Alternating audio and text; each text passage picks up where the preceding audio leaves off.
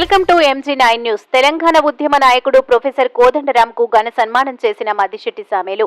భద్రాద్రి కొత్తగూడెం జిల్లా దమ్మపేట మండలం సరోజినీపురం గ్రామంలో జరిగిన సభలో తెలంగాణ ఉద్యమ నాయకుడు ప్రొఫెసర్ కోదండరాం ఘన సన్మానం నిర్వహించిన RBIA దక్షిణ భారత అధ్యక్షులు మద్దిశెట్టి సామేలు. ఈ సందర్భంగా ప్రొఫెసర్ కోదండరాం మాట్లాడుతూ అణగారిన వర్గాల వారికి అండగా కడవరకు ఉంటామని, బడుగు బలహీన వర్గాలకు, దళితులకు ఉండటానికి ఇల్లు, వాళ్ళ అవసరమైన ప్రభుత్వ పథకాలు అందించాలని ఈ సందర్భంగా ప్రభుత్వాన్ని కోరారు.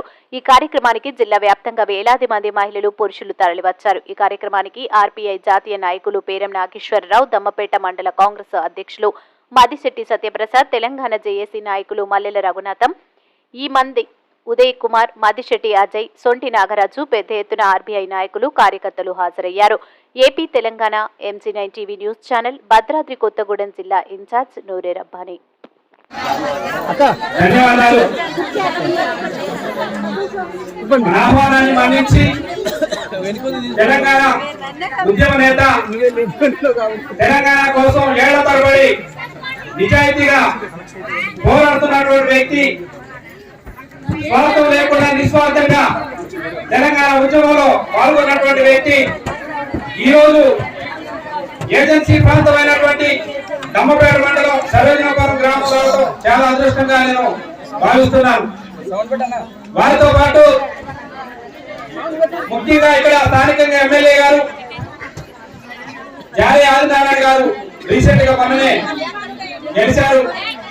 వారు కూడా మాకు సపోర్ట్ చేసి ఈ మీటింగ్ పెట్టడానికి మాకు సహకరించడానికి అసరాపేట నియోజకవర్గ ఎమ్మెల్యే గారు జాలి ఆదినారాయణ గారికి, అదేవిధంగా మా మంత్రి గారు తుమ్మల నాగేశ్వరరావు గారికి, పొంగులేటి శ్రీనివాసరెడ్డి గారికి, సత్తుపల్లి ఎమ్మెల్యే రాఘమయ్య గారికి, వీరందరికీ కూడా పేరు పేరున ధన్యవాదాలు. ఈ స్టేజ్ మీద ఉన్నటువంటి ప్రతి ఒక్కరికి అందరికీ కూడా పేరు పేరున ప్రత్యేకంగా ధన్యవాదాలు.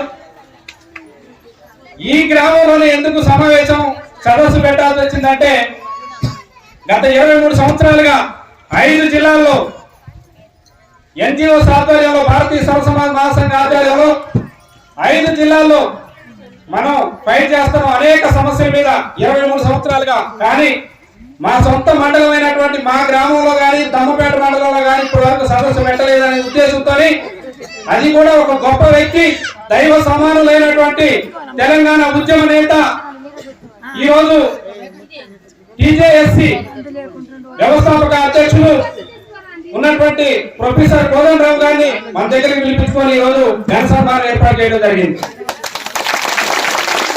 మాట్లాడే ముందుగా మీడియా మిత్రులకి, ఆహ్వానాన్ని మన్నించి వచ్చినటువంటి ప్రతి ఒక్క కార్యకర్తకి, ప్రతి ఒక్క మహిళా సోదరి మళ్ళీ అందరికీ కూడా, అదేవిధంగా మిమ్మల్ని అందరినీ క్షేమంగా తీసుకొచ్చినటువంటి ఆటో డ్రైవర్లకి, లారీ డ్రైవర్లకి అందరికీ కూడా పేరు పేరున మరోసారి ధన్యవాదాలు.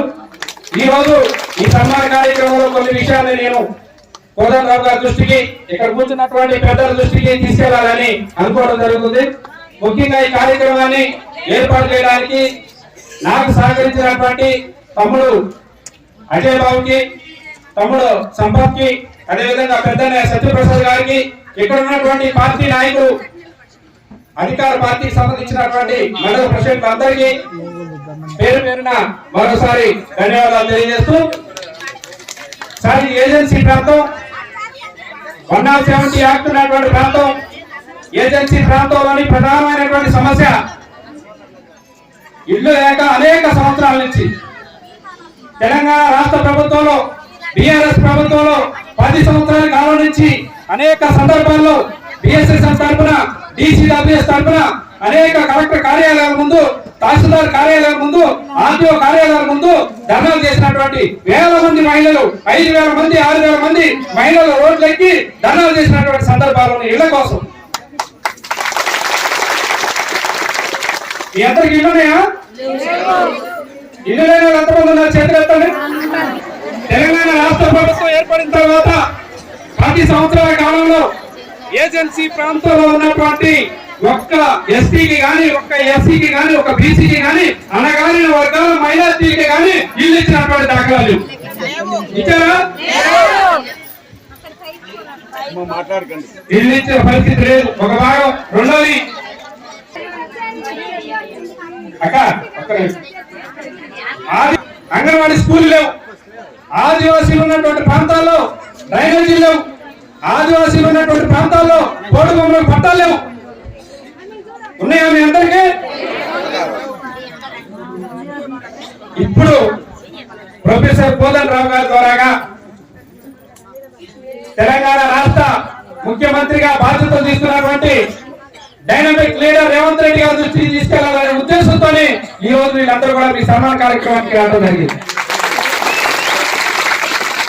ప్రజా దర్బారు రేవంత్ రెడ్డి గారు హైదరాబాద్ లో పెడితే హైదరాబాద్ రాలేనటువంటి జనం తెలంగాణ ఉద్యమకారులు, తెలంగాణ ఉద్యమ నాయకులు, తొలిదేశం మలిదేశ నాయకులు అయినటువంటి నిస్వార్థంగా పనిచేసినటువంటి నాయకులు, ఒక సామాజిక కార్యకర్తగా సింపుల్ గా ఉండేటటువంటి ప్రొఫెసర్ కోదండరామ్ గారు సరోజినాపురం వస్తున్నారంట, ఎలా రాని చెప్పి వచ్చినటువంటి జనం.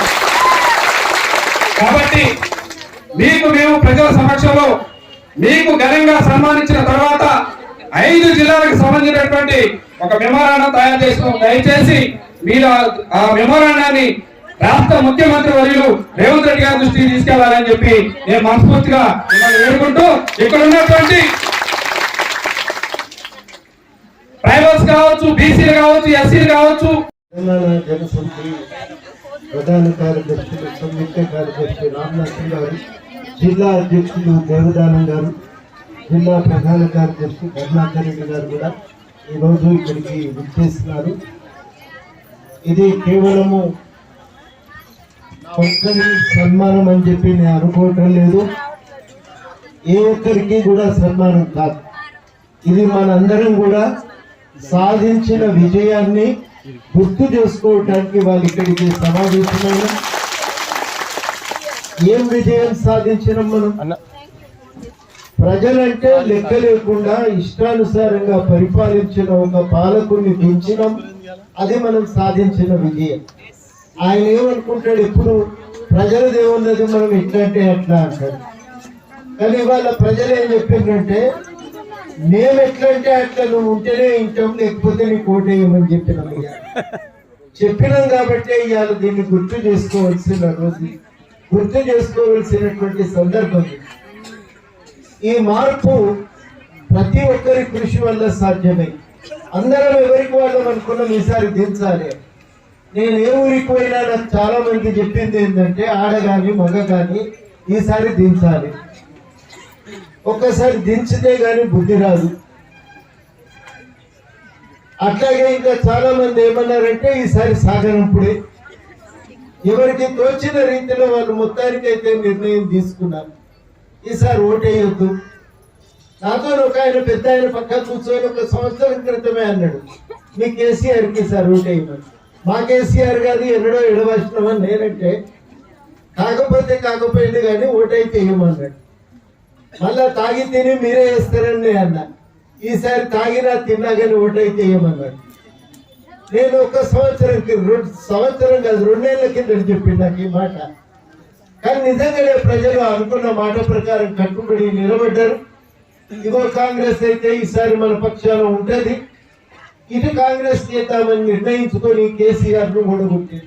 ఇది మామూలు విషయం కాదు, ఒక తిరుగుబాటు, ప్రజలు చేసిన తిరుగుబాటు, ప్రజలు సాధించుకున్నటువంటి ఘన విజయం. అందుకని అందరం కూడా సంబరపడవలసినటువంటి సమయం. కేసీఆర్ చేసిన తప్పేంటంటే మీద పడి ప్రశ్నిస్తే మీద పడి కొట్టుడు, కేసులు పెట్టుడు, జైలుకు తీసుకుపోవటం. అందరం కలిసి ఒక్క తాటి మీదకి వచ్చి ఊరేగింపు తీద్దామంటే సెక్షన్ 144 పెట్టి పోలీసులను దించి మనం బయటికి వెళ్లకుండా ఎక్కడోళ్ళక్కడ ఇళ్లలోనే బంధించి, ఎవరైనా గట్టిగా నిలబడి కార్యక్రమం చేస్తారని బయలుదేరితే వాళ్ళని అరెస్ట్ చేసి కేసులు పెట్టి, శామ్యూల్ గారి మీద కేసులు ఉన్నాయని చెప్పినాం. ప్రతి నిజమైన ప్రజల కోసం నిలబడ్డ ప్రతి కార్యకర్త మీద ఇవాళ ఆంధ్రప్రదేశ్ లో కేసులు ఉన్నాయి. సీఎం కేసీఆర్ గారి మీద కేసులు ఉన్నాయి, శామ్యూల్ గారి మీద కేసులు ఉన్నాయి, నా మీద ఉన్నాయి, ప్రతి కార్యకర్త మీద కూడా కేసులు ఉన్నాయి. ఈ కేసులు పెట్టినా గాని పెట్టి అలిచి ఏం చేసిందంటే, ప్రజలు మీ దగ్గర ఒక ఉదాహరణ చెప్పుకోవాలంటే, పోడు భూమి కేంద్ర ప్రభుత్వం 2005లో చట్టం తెచ్చింది. చట్టం పేరు అటవీ హక్కుల చట్టం. ఈ చట్టం ప్రకారం 2005 నాటికి దున్నుకుంటున్నటువంటి భూమికి గ్రామ సభ కనుక ఇది వాళ్ళదే, వాళ్ళు దున్నుకుంటున్నారని సాక్ష్యాలు చూపిస్తే 22 రకాల సాక్ష్యాల్లో ఏ ఒక్క సాక్ష్యం చూపించినా పట్టా ఇవ్వవలసిందే. నిర్ణయాధికారం ఎవరి చేతిలో ఉంటది? గ్రామ సభ చేతిలో ఉంటది. రాష్ట్రానికి అసెంబ్లీ ఎట్లనో అటవీ హక్కుల చట్టానికి సంబంధించినంత మేరకు అసెంబ్లీ గ్రామ సభని, గ్రామ సభ ఏం తీర్మానం చేస్తే ప్రభుత్వం ఆ తీర్మానాన్ని